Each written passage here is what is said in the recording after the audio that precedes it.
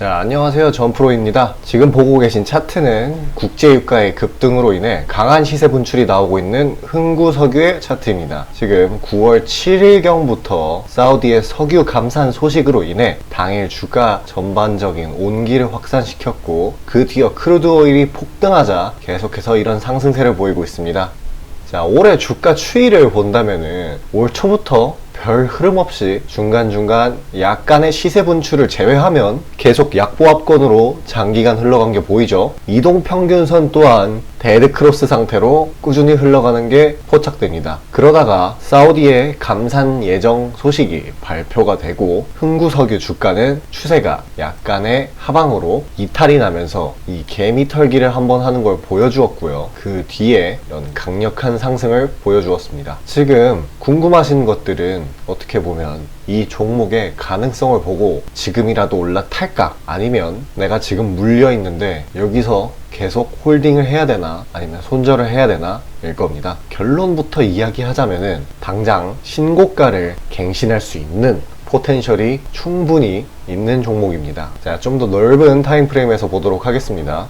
이 흥구석유는 최근 재료처럼 국제유가를 추종하는 종목인데요. 자, 이것도 국제유가의 차트입니다. 21년에 폭등하기 시작해서 조정을 쭉 받고 내려가다가 지금 감산 소식이 있었던 6월경쯤부터 계속해서 상승세를 보여주고 있죠. 이거는 흥구석유의 차트고요. 이 비슷한 시기에 상승 후 조정을 보여주고 있습니다. 이 개별 종목인 만큼 조금 더 차트의 흐름이 어지럽긴 하네요. 이 피크아웃 이후 떨어지는 속도가 더욱더 가파르죠. 자, 그러면은 이게 국제유가를 추종한다는 게 여러분들께서는 눈으로 확인되셨을 것 같고, 그럼 당연하게도 이게 추가적으로 상승을 할 건지 아니면 내려갈 건지는 국제유가의 추이를 예측하면 되겠죠.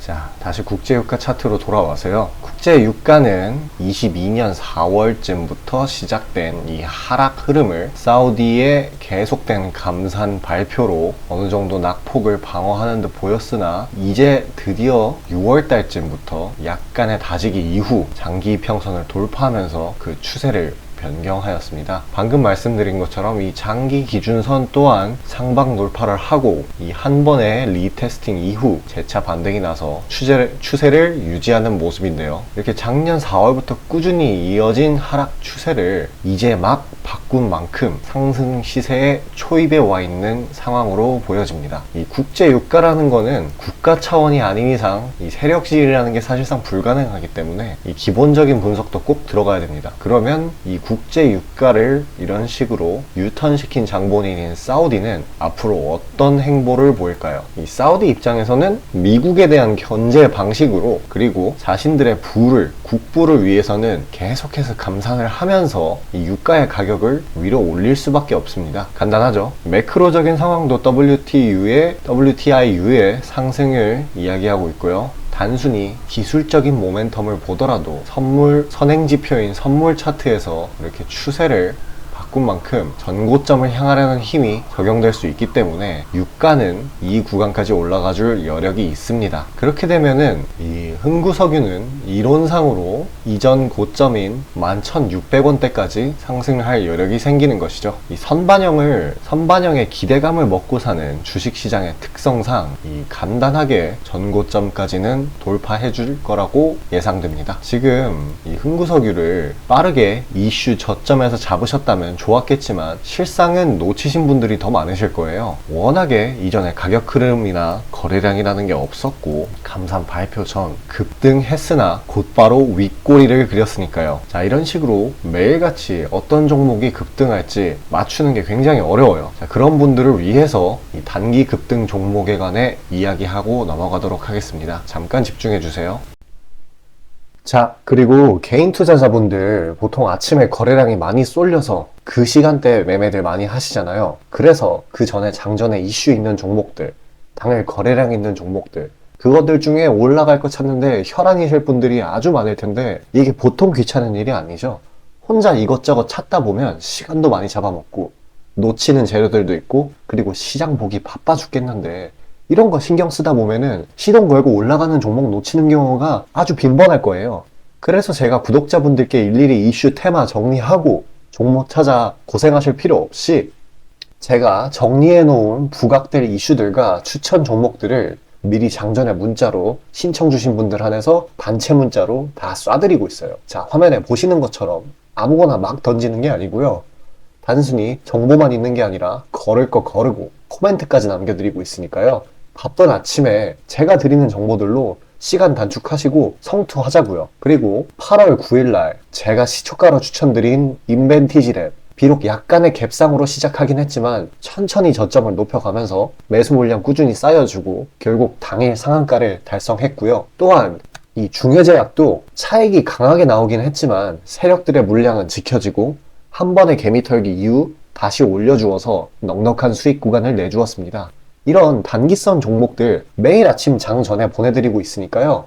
망설이지 마시고 화면 상단에 나오는 제 개인 번호로 숫자 5 남겨주시면 됩니다. 금전 요구 당연히 하나도 없고요. 저 따라오시면서 천천히 계좌 증식 한번 해보자고요. 그리고 내가 당장 투자할 예수금이 없고 준비 단계라고 하더라도 제가 드리는 엑기스 정보들, 종목들로 감을 미리 찾아놓게 되면은 나중에 제대로 시작할 때 기복이 없는 순탄한 주식 라이프를 즐기실 수 있을 겁니다. 돈 들어가는 거 하나 없고 다 여러분 잘 되라고 안내해드리는 거니까요. 화면에 나오는 제 개인 번호로 문자 주시고 수익금 챙겨가시길 바라겠습니다. 자, 다시 흥구석유로 돌아와서요. 아까 말씀드렸다시피 이 11,000원대, 12,000원대 사이까지는 충분히 올라가줄 여력이 있다고 말씀드렸죠. 하지만 근데 여기에는 변수가 존재합니다. 바로 미국의 인플레이션 경계입니다. 지금 연준에서 이전에 금리를 미친 듯이 올렸지 않습니까? 그 이유가 바로 이 인플레이션을 잡기 위함이었는데 이 인플레이션은 유가와 정비례하는 관계를 가지고 있습니다. 유가가 올라가면 물가도 올라가죠. 그렇다면 이 미국 입장에서는 생고생해가면서 겨우 잡은 물가를 이렇게 국제유가 폭등으로 올라가게 냅둘까요? 절대 아니죠. 이 비축유를 풀든 이 사우디를 압박하던 어떻게든 조치를 취할 겁니다.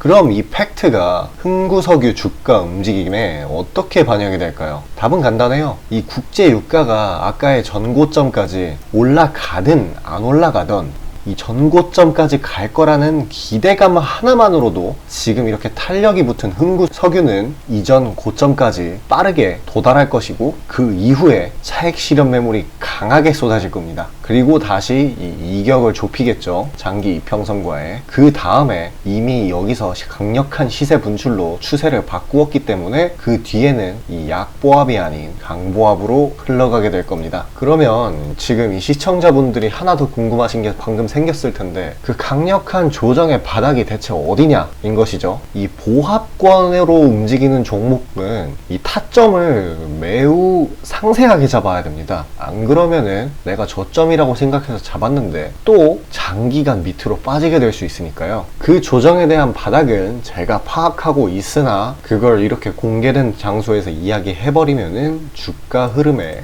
변수가 될 수 있으니 제 개인 번호로 연락 주신 시청자분들 한해서 제 뷰를 공유해 드리겠습니다. 제 개인 번호는 곧 화면에 나갈 거고요. 그쪽으로 연락 주시면 되겠습니다. 자, 흥구석유는 분명 올라갈 종목이긴 하지만 말씀드렸던 것처럼 그 상단이 정해져 있고 지금의 주도 테마들에 비해서는 그 상승세가 미약한 게 팩트입니다. 하지만 이 주도 테마의 자금의 순환이 워낙에 빨라서 개인 투자자분들 입장에서는 뭘 잡을지 갈피를 못 잡으신 분들이 상당히 많으실 텐데요. 제가 그런 분들을 위해서 주도 테마의 엄선된 저평가 종목들을 보내드리고 있습니다. 그에 관해 짧게 이야기하고 넘어가도록 하겠습니다.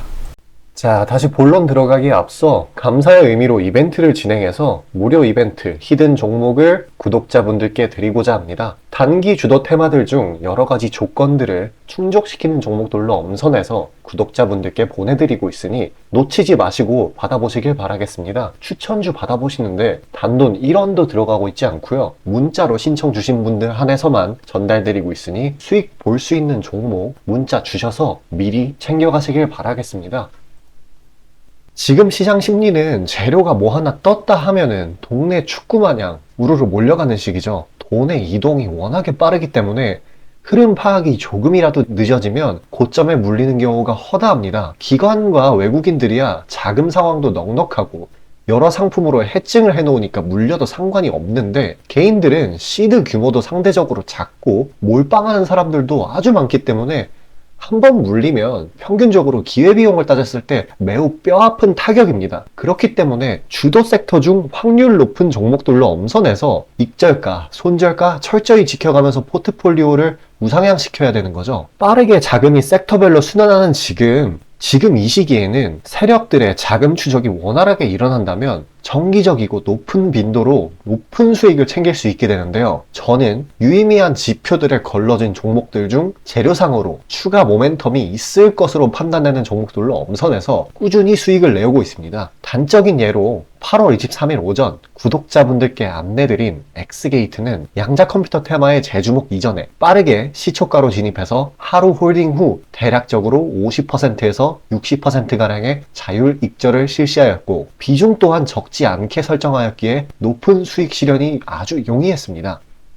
그보다 잠시 더 전인 8월 21일 또한 인산가의 단기 모멘텀을 주목해 40% 정도의 익절을 성사시켰고요. 해당 종목 또한 확신이 있었기에 비중을 높게 세팅하였습니다. 또한 시나리오 이탈 시에도 추가 대응점이나 손절점을 칼같이 관리가 들어가는 만큼 수익폭은 매우 크게, 손실은 매우 작게 가져가면서 전반적인 계좌의 우상향을 목표하고 있고 실제로 도모하고 있습니다. 괜히 혼자 머리 싸매면서 올라갈 종목 찾아내느냐 고생하지 마시고, 그리고 이미 시장에서 굴러다니는 선반영이 될 대로 돼버린 재료 가지고 뒤늦게 들어가서 고점에 물려서 강제로 가치 투자, 기도 매매 하지 마시고 제가 검증해 놓은 종목들로 흐름 찾으시면서 계좌의 회복 혹은 수익의 극대화를 이루시길 바라겠습니다. 화면 상단에 보이시는 것처럼 제 개인 번호로 숫자 5 보내주시면 제가 엄선한 종목들로 보내드리고 있으니까요. 절대 금전 요구 없고 보내주신 분들 한해서 드리고 있으니까 망설이지 마시고 편하게 신청 주세요. 자, 다시 흥구석으로 돌아와서요. 이야기를 종합해보자면은 이 주가의 단기 폭등 고점은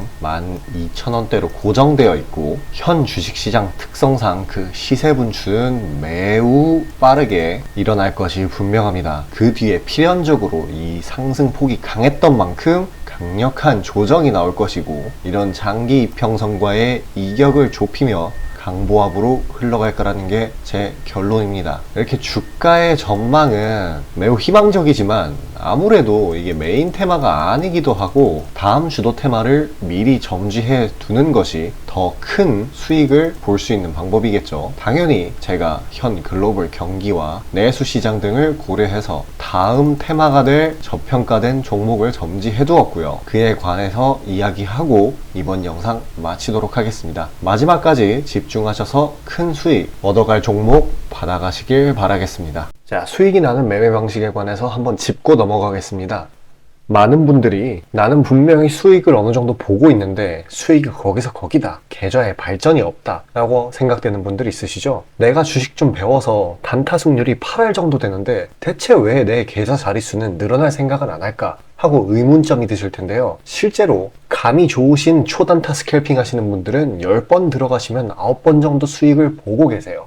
잘하시는 분들은 굉장히 잘하세요. 문제는 뭐냐? 보통 그런 식으로 단기간 내 승률이 높으신 분들은 한번 물리면 이전 수익금을 죄다 반납하시는 경우가 상당히 많습니다. 자, 근본적인 질문을 해봅시다. 왜 이런 일이 벌어질까요? 답은 수익은 짧게, 손실은 크게 보기 때문입니다. 그리고 승률에 집착을 하게 되면서 점점 사람이 자만심에 가득 차게 돼요. 사람 심리가 어떤 식으로 되냐면 내가 10번 들어가서 9번 수익을 보는 사람인데 이까지 주식 투자? 쉽지. 내가 시간만 더 빡세게 투자하면 금방 부자가 될 수 있어. 내 본업 때문에 지금 준비 단계인 거야 라고 착각을 하게 돼요. 승률이 높으니까 잃은 것은 생각도 하지 않는 거예요. 그러면 문제점을 인식하기 전까지는 계속 제자리 걸음을 반복할 수밖에 없습니다. 그럼 진짜 주식장에서 소위 말하는 퀀텀 점프를 맛보려면 어떤 식으로 매매를 해야 될까요? 답은 딱 하나밖에 없습니다. 출발하기 이전 주도 테마가 되기 이전에 저렴한 종목을 매수해야 하고 목표가까지 버텨야 하는 거예요. 지금의 로봇, 2차 전지 등의 주도주들은 연초 대비 대체 몇 %나 올라갔나요? 에코프로는 1500%까지, 그리고 레인보우 로보틱스는 1000% 가까이. 하나의 큰 추세가 형성되었을 때 비중을 확실하게 실어주거나 심지어는 레버리지까지 활용해서 그걸 끝까지 먹는 방식을 실현시키는 방식만이 이 시장에서 유의미한 계좌 증식을 이룰 수 있는 겁니다. 실제로 저와 제 구독자님들은 로봇과 2차 전지는 아니지만 그에 못지않게 올 초부터 무서운 상승세를 보였던 AI 테마 중 셀바스 AI를 작년 말에 초저점에 진입해서 600%가량의 수익을 보았습니다. 그렇다면 시장의 자금을 전부 빨아들일 다음 주도 테마는 무엇이 될까요? 바로 에너지입니다.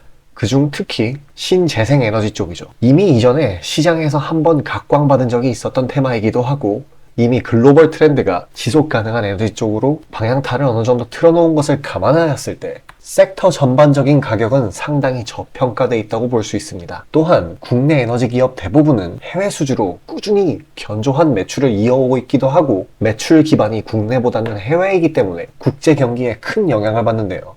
현재 미국 측에서 이미 다 끝난 긴축 재료로 막바지 시장 압박을 가하는 것을 고려했을 때 지금이 저점 매수 타이밍으로서 아주 적기라고 말씀드릴 수 있겠습니다. 긴축이 완전히 완화되고 이제 다시 글로벌 시장 전반적으로 자금이 풀리기 시작한다면 이전 바이든 대통령이 IRA 법안을 엄청난 자금으로 밀어붙였듯이 친환경 에너지에 관해 대규모 프로젝트를 실행할 것이 매우 자명합니다.